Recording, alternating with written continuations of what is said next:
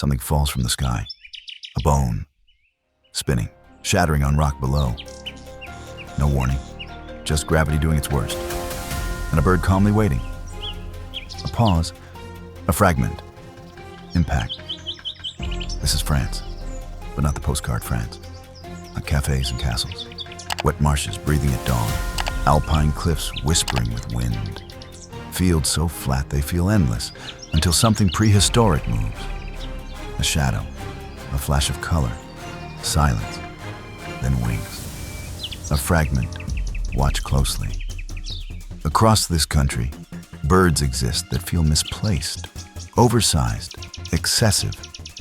Behaviors that sound invented until you see them work. They crack bones. They vanish at noon. They dive like missiles. They parade like mistakes in nature's draft and somehow survive. A pause, stillness before motion. Together, they tell one story about patience stretched too far, about bodies built for extremes, about ancient rules still being tested in modern skies. These birds don't just decorate landscapes, they reshape them. They clean what others can't. Travel distances we measure in exhaustion. Live lives that look impossible until they aren't. A fragment, scale. So stay here.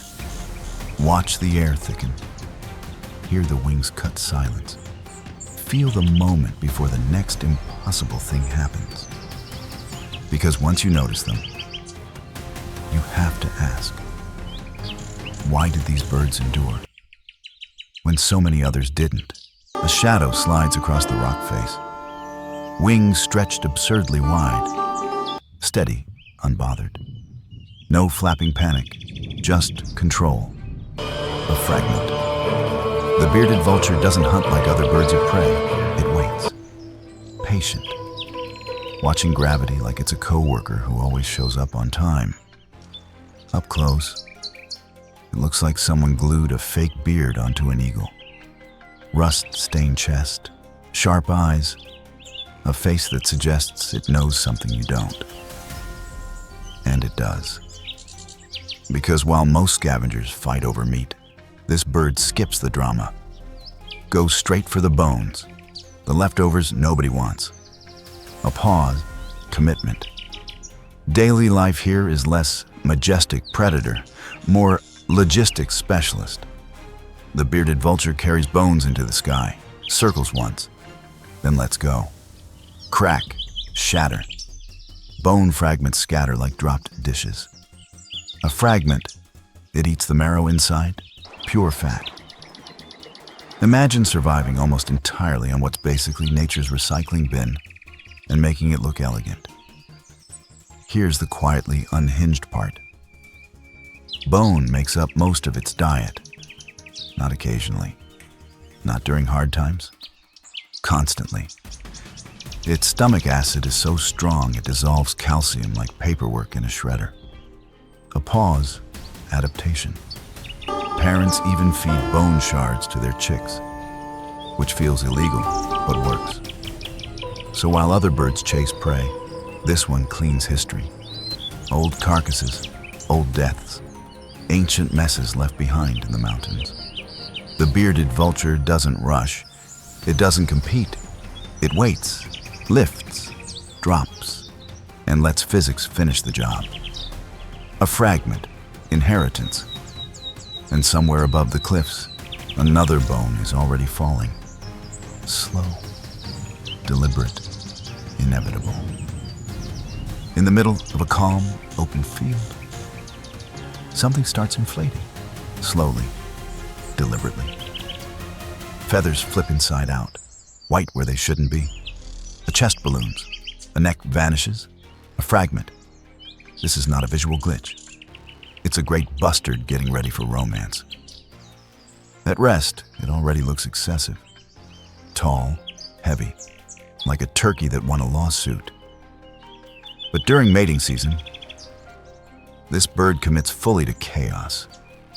Males twist their feathers backward until they resemble a walking snowdrift with legs. A pause, confidence. If attractiveness were a tax write-off, this would still feel like fraud. Daily life is mostly about restraint, eating, standing, not flying unless absolutely necessary. Because flight for a great bustard is optional suffering. It's one of the heaviest flying birds on Earth. Taking off requires a runway, a motivational speech, and a complete suspension of dignity. A fragment, effort.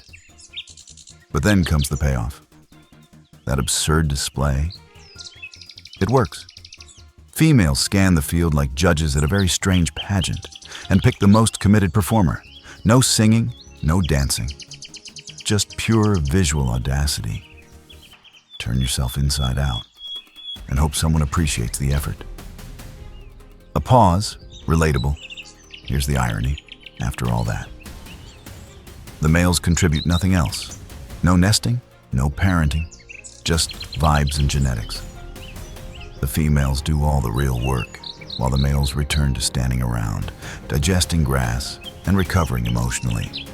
A fragment, division of labor. So this enormous bird survives not by speed or aggression, but by leaning into excess. Bigger, louder, stranger. In a landscape that looks empty, the great bustard fills it with presence. And when it finally lifts off, the air itself seems surprised. At dusk, something lifts from the ground that was never visible to begin with. A shape, a sound. Wings cutting the air, soft, sudden. A fragment. You weren't watching a bird. You were watching a patch of dirt decide to fly. The European nightjar looks like a mistake in daylight. Flat, mottled, all browns and grays, like someone dropped a bird into a pile of dead leaves and forgot about it. A pause, commitment to invisibility. Its eyes are huge, its mouth larger than feels reasonable. It doesn't perch proudly, it melts. You could step over one and apologize to the ground instead. Daily life happens when most things clock out. Moths, beetles, flying insects drifting into the evening like unpaid overtime. The nightjar doesn't chase aggressively, it glides. Mouth open, scooping bugs straight out of the air like a living net. A fragment, efficiency. No dramatic dives, no flashy strikes, just wide-mouth economics. And here's where it gets quietly strange. That eerie, mechanical sound you hear at night. The purring, the distant, endless vibration. That's not an engine, not a frog. It's a bird, vibrating its wings in midair, flexing feathers to make noise. A pause, weaponized ambiance. It's a mating call that feels less like romance and more like existential hum. Nesting? Even better. No nest, just eggs on the bare ground, out in the open, trusting camouflage and your poor observational skills. Parents freeze, chicks freeze. The entire family pretends to be geology. A fragment, strategy. So while other birds advertise themselves with color and song, the nightjar survives by refusing attention altogether. It doesn't want to be seen, it wants to be mistaken for nothing. And as the light fades and that sound starts again, you realize the darkness isn't empty. It's occupied.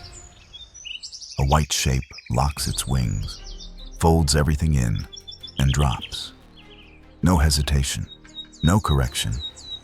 Just a living missile punching the ocean at highway speed. A fragment. The sea erupts, then closes again like nothing happened. The northern gannet looks polite when it's standing around. Clean lines, soft colors, the kind of bird you'd expect to apologize if it bumped into you. A pause, misleading, because the moment it spots fish, it commits to violence with alarming confidence. Daily life is built around impact. Gannets hunt from absurd heights, sometimes higher than a 10-story building. They aim, they fall, They hit the water at speeds that would hospitalize most animals. A fragment, commitment. Their bodies are reinforced like crash-tested vehicles, air sacs in the face, a skull designed to absorb shock. Evolution looked at physics and said, again. Underwater, it gets even stranger. Those wings, they keep working. The bird becomes a torpedo, steering after fish that thought depth meant safety. A pause, wrong assumption. Seconds later, the gannet resurfaces. Fish swallowed whole. Expression unchanged. Very professional. Colonies are loud, crowded, uncomfortably close. Thousands of birds arguing over space like commuters who missed the last train. A fragment, social tolerance. They don't fight much. There's no time. Everyone's too busy eating, flying, and not dying on impact. And here's the irony. Despite all that precision, they sometimes miss. Completely. Full speed dive, empty water, no fish, just effort. Imagine jumping off a building for lunch and coming back hungry. A pause, humbling. But they try again and again. Because this bird survives by trusting momentum, by betting everything on a single plunge, wings tucked, eyes locked, world narrowing to 1 point below. And when it falls, the ocean braces. A bird lands, pauses, and pops its head open like an umbrella. Not aggressively, casually, a fragment. The hoopoe doesn't rush entrances, it announces them, as if fashion still matters out here. At first glance, it feels overdressed. Cinnamon body, zebra-striped wings, that fan-shaped crest snapping up and down depending on mood. A pause, expressive. It looks like a bird designed by committee, and somehow approved anyway. You half expected to ask how it looks before continuing. Daily life is quietly grimy. The hoopoe spends most of its time probing soil for insects, levering its long bill into dirt like it's checking for loose change. Grubs, larvae, beetles hiding underground. A fragment, unromantic calories. It eats what most birds politely ignore. And does it all day, head down, crest occasionally flaring like a punctuation mark. Now for the part nobody warns you about. Nesting. Hoopoes choose cavities, tree holes, walls, tight spaces. And once they move in, they stop cleaning entirely. No waste removal, no housekeeping. Chicks produce a foul-smelling secretion, an oily chemical defense that coats the nest. A pause. Weaponized stench. Predators approach, reconsider life choices, and leave. Even the adults smell. On purpose. The odor repels parasites and enemies alike. Imagine surviving by becoming so unpleasant that nothing wants to be near you. A fragment, boundary setting. It's not glamorous. It's effective. Yet somehow, despite the dirt and the smell, the unapologetic chaos, the hoopoe carries itself with confidence. Crest up, wings flashing black and white as it lifts off, looking briefly royal in flight. A pause, contrast, from mess to elegance in seconds. So this bird doesn't survive by being fast or powerful or clean. It survives by leaning into discomfort, by turning neglect into strategy. And when that crest opens again, it feels less like decoration and more like a warning. A line of pink shapes wades into shallow water. Then, without discussion, they all flip their heads upside down. Bills submerged, necks bent like question marks. A fragment. This is not confusion, it's dinner. The greater flamingo looks elegant from a distance. Long legs, soft color. A posture that suggests yoga was involved. A pause, illusion. Up close, the beak is crooked, literally bent, like it was installed backward and nobody fixed it. Which is perfect, because that's the point. Daily life is a slow, methodical sifting of mud. Flamingos feed by sweeping their heads side to side, upside down, filtering tiny shrimp and algae through comb-like plates in their bills. A fragment, precision, is less hunting and more industrial processing. Thousands of tiny mouth movements, hours at a time. Imagine eating dinner 1 grain of rice at a time while standing in cold water. And the color? Not natural, not really. That pink comes from pigments in their food. No shrimp, no algae, no color. A pause earned beauty. They literally diet their way into looking like this. Stop eating the right things. And the glamour fades. Quickly. Here's the part that feels fake. They often stand on one leg, not for balance, not for posing, for heat conservation.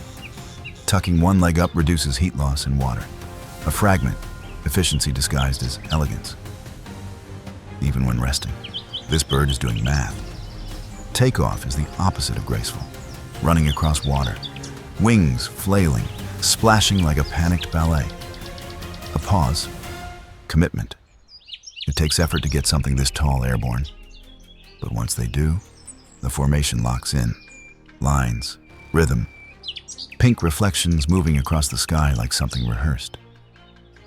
So while they look ornamental, decorative, almost unreal, flamingos are endurance specialists, built for monotony, for patience, for standing still while filtering chaos into calories.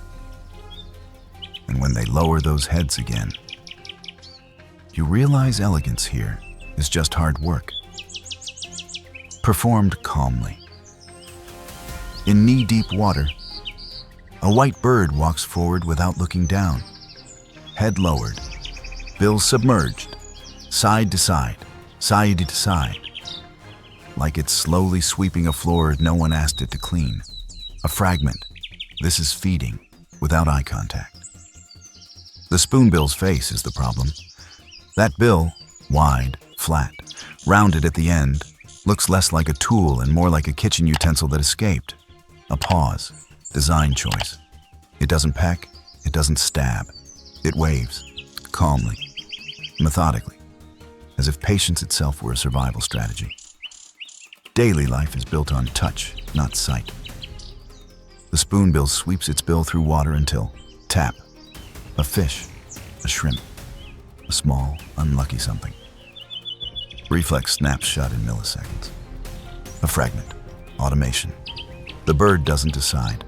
The bill decides, which feels efficient and slightly unsettling. There's no rush here, no chase scenes, no dramatic lunging. Spoonbills feed like they're paid by the hour. Step, sweep, pause, repeat. Imagine your job involved walking through cold water all day, gently waving your arm, waiting for something to bump into your hand. A pause. Monotony as mastery. Breeding season doesn't change the vibe much. Colonies gather. Nests appear in trees or reeds. Everyone still looks mildly inconvenienced by existence. A fragment. Emotional consistency. Even the chicks seem born with the same calm expression, as if excitement simply wasn't selected for. Here's the quiet irony. This odd bill is incredibly specialized. Change the water depth, the prey type, the wetland health, and the system collapses. A pause, precision dependence. What looks casual is actually narrow, fragile, dependent on everything staying just right. So the spoonbill survives not by aggression, not by speed, but by trusting a strange shape to do one job extremely well. Sweep, sense, snap. Again, again, again. And as it moves forward, the water clears, just enough to show how much work went unseen. A flash of color snaps across the sky. Teal, gold, chestnut, gone. A fragment. You don't track it. You miss it. Then it's back on the wire, casually swallowing something that was flying a second ago. The bee-eater looks unfair, like it escaped from a tropical brochure and took a wrong turn into Europe. Long tail streamers, masked face, colors stacked where camouflage should be. A pause, audacity. This bird does not blend in, it performs. Daily life is aerial precision. Perch, launch, snap, return, over and over. The prey? Bees, wasps, hornets, armed insects. The kind most animals avoid unless they enjoy pain. A fragment, career choice. But the bee eater has a system. Catch the insect, bring it back, beat it against the perch. Again. Venom sacs ruptured, stinger removed. Now it's food. It's the biological equivalent of removing the safety pin before eating the grenade. A pause, procedural calm. No rush, no drama. Just technique refined by repetition. Imagine your lunch fighting back, and you responding with muscle memory. Social life happens in colonies carved into sandy banks, tunnels dug deep, neighbors close, very close. Lots of chatter, constant movement. A fragment, crowded enthusiasm. It feels more like a festival than a nesting site. Everyone yelling, everyone colorful, everyone busy pretending stinging insects are normal groceries. Here's the irony. For all that flair, timing is everything. They arrive late, leave early, miss the cold, miss the worst weather, track insects like commuters following a seasonal work contract. A pause, strategic avoidance, survival by scheduling. So this bird lives fast, but not recklessly. Precision wrapped in color, risk handled with routine. And every time it launches from that wire, the sky briefly looks more alive before settling back into normal. The sound arrives first, a rolling metallic call echoing across the sky. Then the shapes, long necks, long legs, wings beating slow and deliberate. A fragment. The air feels organized now. The common crane doesn't rush anything, not walking, not flying, not existing. Tall, gray, almost severe. A pause. Formal energy. It looks like a bird that files paperwork correctly, judges you silently while doing it. Daily life revolves around movement with purpose. Feeding in wetlands, standing still for long stretches, watching, waiting. Then migration, thousands of kilometers stitched together by memory and instinct. A fragment, commitment. When cranes travel, they do it in disciplined formations, calling constantly, keeping the group intact. No one ghosts the flock. And then there's the dancing. Out of nowhere, leaps, bows, wing flares, tossed sticks, jumps that feel rehearsed but aren't. A pause, joy leaking through structure. Juveniles dance alone. Adults dance together. Not just for mating, but for bonding. Stress relief, celebration. Imagine filing taxes, then suddenly break dancing in the kitchen because you're alive. The voice matters too. That trumpet-like call carries for miles, reinforcing pair bonds that can last decades. A fragment, long-term commitment. These birds don't do casual. They do, we're in this, until the migration route changes. Here's the quiet irony. Despite their size and confidence, cranes are cautious to the core. One disturbance, and the entire flock lifts off. Years of survival have trained them to respect risk. A pause earned vigilance. Elegance built on awareness. So the common crane survives not by force, but by coordination, memory, loyalty, movement done together. And when their calls fade into the distance, the landscape feels emptier, like something essential just passed through. High above the cliffs, something slices past without slowing. No perch, no pause, just motion, continuous, relentless. A fragment. If you're waiting for it to land, you'll be waiting a long time. The alpine swift barely looks like a bird in the traditional sense. Long scythe-shaped wings, tiny body, a face built more for airflow than expression. A pause, minimalism. It's less animal and more aerodynamic decision. Everything unnecessary has been removed. Daily life happens almost entirely in the air. Feeding, drinking, even sleeping. Brief micro naps while gliding, brain half awake, wings still working. A fragment. Efficiency taken personally. Imagine never coming home from work. Because work is the sky. These birds can stay airborne for months, not hours, months. No landing, no sitting. Just endless looping through invisible highways of insects. A pause, exhausting to think about. They eat on the wing, drink by skimming water surfaces, socialize mid-flight like co-workers passing in a hallway that never ends. When they do land, usually to breed, it feels temporary, almost awkward. Cliffs, buildings, any vertical surface will do. Nesting is efficient, fast, no lingering. A fragment, impatience. The ground is a tool, not a lifestyle. And here's the part that bends your sense of normal. Storms don't stop them. Wind doesn't scare them. Bad weather just changes altitude. They climb above it or drop below. A pause, three-dimensional problem solving. While everything else waits it out, they reroute. So the alpine swift survives by refusing stillness, by turning motion into safety, by living where threats can't follow easily, always moving, always airborne.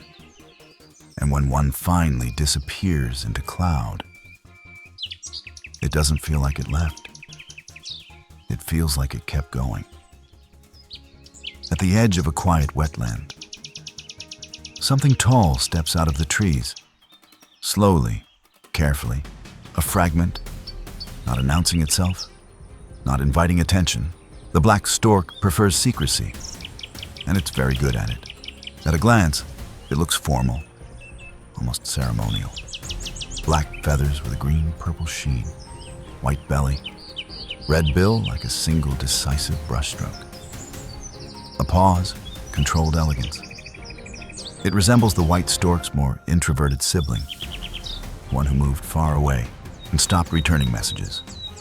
Daily life is solitary by design, feeding alone in shallow water, picking fish, amphibians, insects, one precise strike at a time. A fragment, focus. No flocks, no noisy gatherings, just stillness broken by sudden motion. Imagine working best when nobody else is in the room, ever. Unlike its famous cousin, the black stork avoids people, actively. Forests, remote wetlands, hidden valleys, it nests far from disturbance, choosing tall trees where silence is part of the structure. A pause, boundaries. This bird survives by staying unseen in a world that keeps expanding.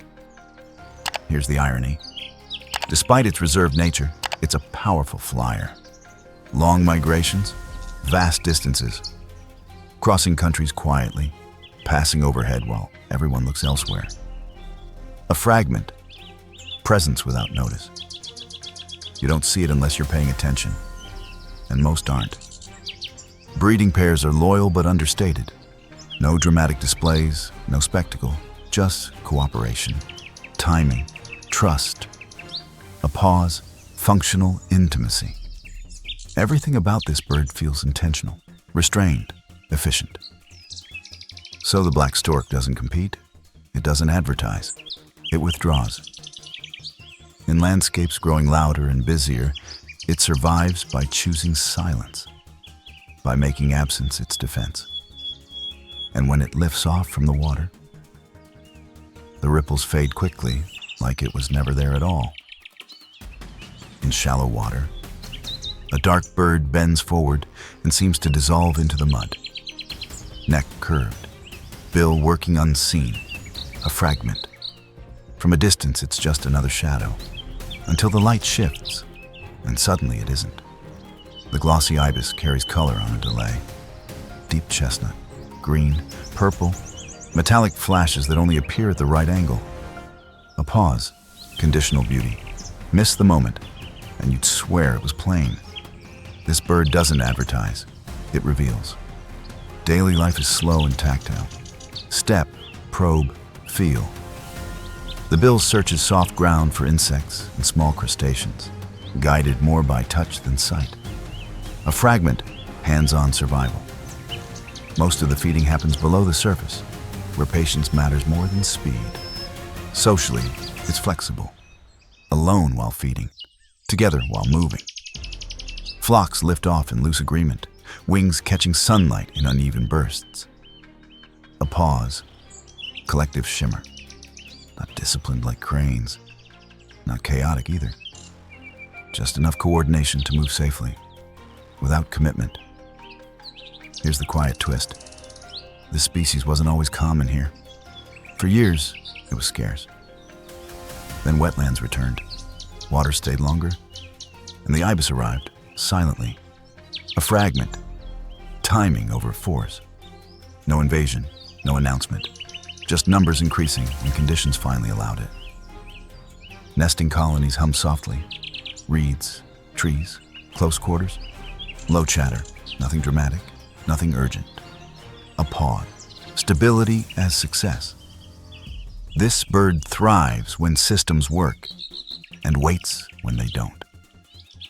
So the glossy ibis survives by adapting without looking restless, by carrying beauty that only appears if you slow down, by trusting landscapes to heal eventually. And when the light fades and the shine disappears, it doesn't feel like magic ended. It feels like the bird simply went back to work. The forest breaks its own silence. Heavy blows echoing through trunks like someone knocking from inside the wood. Thud, thud, pause, thud, again. A fragment. This isn't background noise. It's structural change happening in real time. The black woodpecker is bigger than expected, crow-sized, jet black, that red crown glowing like a warning label. A pause, industrial energy. This bird doesn't peck, it commits. When it lands on a tree, that tree becomes a long-term project. Daily life is physical labor, relentless drilling into solid wood, hard trunks, dead trunks, sometimes trees that look perfectly healthy until 5 seconds ago. A fragment, audacity. Chips fly, bark peels, holes deepen into reminding you this is permanent cavities. It's not just feeding, it's excavation. Here's the part that sounds fictional. The skull is reinforced like safety equipment. Shock-absorbing bone, neck muscles tuned to reduce whiplash. And the tongue, so long it wraps around the skull when retracted, acting like a built-in helmet. A pause, engineering disguised as anatomy. Imagine headbutting concrete daily and evolving solutions instead of quitting. The payoff goes beyond the bird itself. Those massive cavities, owls use them, ducks use them, bats, mammals, entire future tenants. A fragment, accidental architect.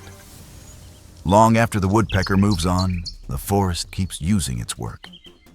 And despite all that noise, it's cautious, shy, slips away between trees when noticed. A pause, contrast, loud labor, quiet personality, power without showmanship. So the black woodpecker survives by reshaping its environment instead of adapting to it. By hitting the same spot until the world gives way. And when the knocking finally stops, the forest doesn't feel empty. It feels rearranged. Something slides over the field so low it bends the grass tips. Wings held in a shallow V, barely beating. A fragment, not soaring, not rushing, watching. The pallid harrier looks almost unfinished. Slim body, pale gray feathers, long wings that seem too delicate for hunting. A pause, misleading calm. This bird doesn't overpower prey, it audits it. Daily life is a slow patrol just above the ground, back and forth, again, reading movement like a ledger of tiny mistakes.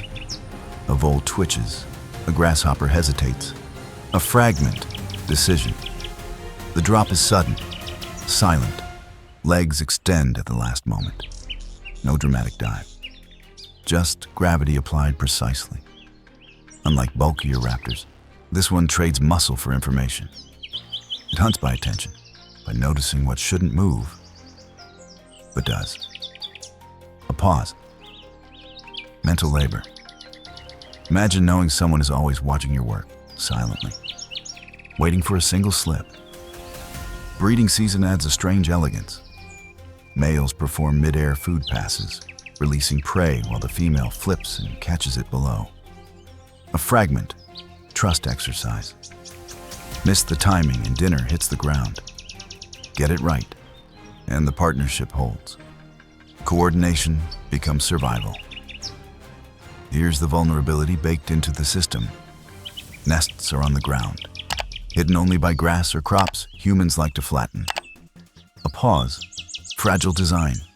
One machine pass, one disturbance. An entire season erased without notice. Grace depends on restraint from everything else. So the pallid harrier survives by staying light, by staying quiet, by never announcing its presence. It floats instead of charges, observes instead of rushes. And as it glides past, the field looks peaceful, even though something is measuring every movement. In an open field that looks empty, the air suddenly makes a noise it shouldn't, a hollow pop, then silence, a fragment. You scan the grass and still see nothing. The little bustard is anonymity perfected, beige, compact, built to dissolve into farmland. A pause, weaponized boring. On the ground, it blends so well your brain stops searching, which is exactly how it stays alive most of the year. Daily life is about restraint, walking instead of flying, feeding quietly on insects and plants, keeping movement minimal, a fragment, low energy survival. Flight here is expensive, heavy wings, short bursts. Every takeoff feels like admitting you've been noticed. So the bird stays down, trusting stillness more than speed. Then breeding season breaks the rules. Males inflate their necks, feathers shift. Suddenly stark black and white patterns appear like a secret outfit revealed too late. A pause, dangerous honesty. They jump, stamp, pop the air again and again. Loud, exposed, broadcasting themselves in wide fields with nowhere to hide. Imagine whispering all year, then announcing yourself with a noise predators can triangulate. Here's the cruel mismatch. Those same open fields are designed for machines. Harvesters don't see nests. Schedules don't pause. Eggs don't move. A fragment, timing collision. Ancient strategies meet modern speed and lose. And yet, the species persists.